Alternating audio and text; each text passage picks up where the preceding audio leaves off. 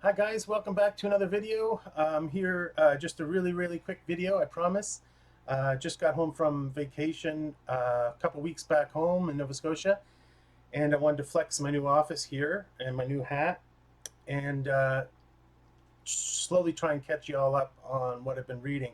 So I see that I have 102 subscribers now. I'm super jazzed. That's to me, that's gratifying. That's like PewDiePie hitting 100 million subs. So I'm glad there's 102 classical book lovers out there, and people who can stand listening to me for more than 10 minutes.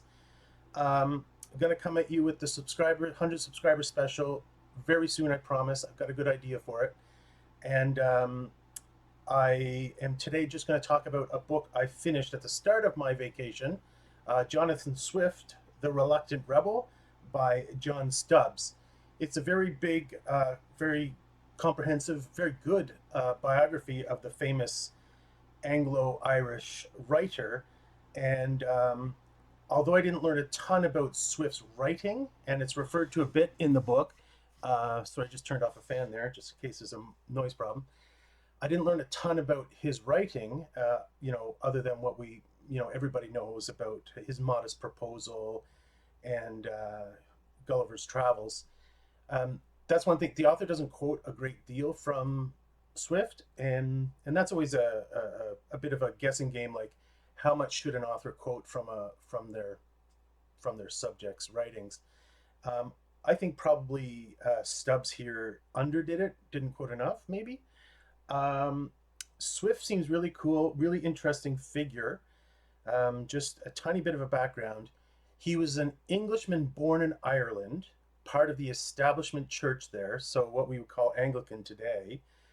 There's no longer an established church in Ireland, but in the time it was, and it was controversial because most of the Irish were Catholic, and here they had to pay for the Protestant clergy that were generally concentrated in the north of Ireland. Anyway, so he was actually quite an astonishing figure in a way, not just because of his intellectuality and his rhetorical skill, both with the pen and the tongue. He spent his life as the dean of the cathedral there. So basically, the dean was basically as important as the bishop, and he sort of settled into that position for most of his life. He had an early and sort of unsuccessful start in politics, and but maintained a lot of influential friendships and so on.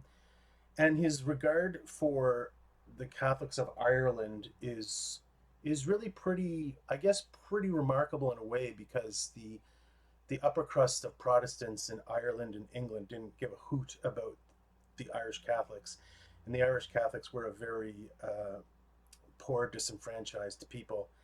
Um, and that's really the main thrust of what I've taken away from this book.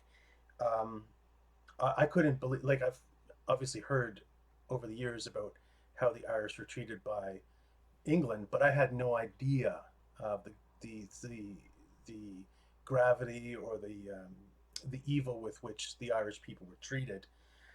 It's certainly, growing up and seeing all the IRA stuff on the news, it's always sort of with a pro-British slant or whatever, pro-English slant, that the Irish Catholics are whatever, are troublemakers, wanting their own country and blah blah blah.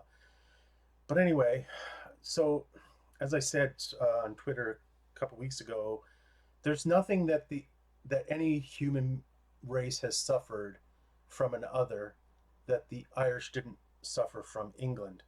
And I didn't know that. And we're talking about genocide, slavery, expropriation, everything you can imagine. And I really didn't know that.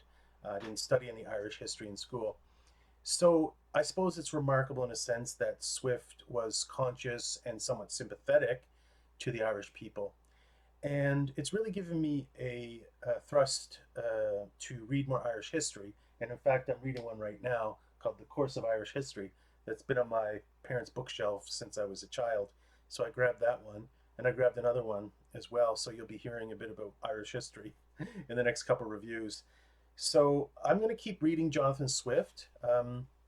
He was, important figure at the time in literature, a good friend of Alexander Pope's, who was a Catholic in England, um, one of the only, I think Dryden, he was Catholic too, I believe, but one of the only prominent Catholic writers in the 18th century. He was good friends with Pope and John Gay as well. And so I'm going to definitely keep reading into Swift, and hopefully I'll be able to add some more to this biography. Again, excellent biography, really interesting presentation of Irish history during his lifetime, and certainly made me want to read more about Irish history. So I hope this recording comes out good. This is my new room. I had another daughter leave and go to university, so I finally have my own office for the first time in about mm, more than 15 years. So I'm super jazzed about that. And that pillow there is trying to cut down on echo a bit, so I'll get this place fixed up a bit more. So if you're looking for a good biography of whatever Irish history in the 18th century, noteworthy figure, check out John Stubbs, Jonathan Swift, The Reluctant Rebel. And I promise we'll be back with new videos really soon, guys. Thanks so much.